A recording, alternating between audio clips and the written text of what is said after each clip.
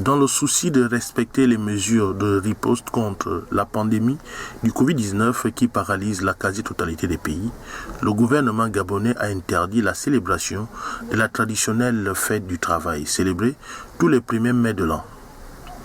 Habitué à défendre la cause des travailleurs, ce syndicaliste a profité de la journée pour dénoncer les effets de cette crise sanitaire sur les travailleurs. Nous constatons que les syndicalistes que nous sommes et représentants des travailleurs ou les travailleurs en général ont été laissés pour compte parce que les salaires ont été diminués. Certains travailleurs ont été mis à la porte. Certains travailleurs, la majorité des travailleurs aujourd'hui sont en confinement, sans mesure d'accompagnement.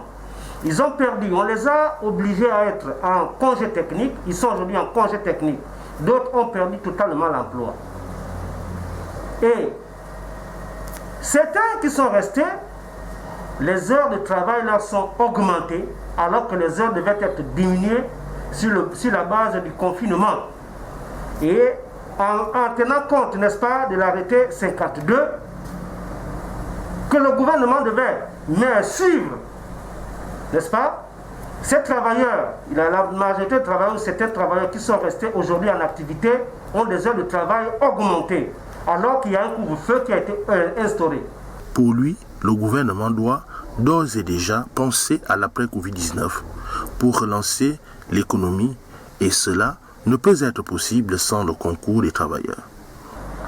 Le gouvernement devait associer les syndicats, les représentants syndicaux pour apporter des propositions d'après Covid-19. Parce que le gouvernement semble tout faire seul. De son origine, le 1er mai est avant tout une tradition, un jour de victoire où les travailleurs célèbrent leur martyr.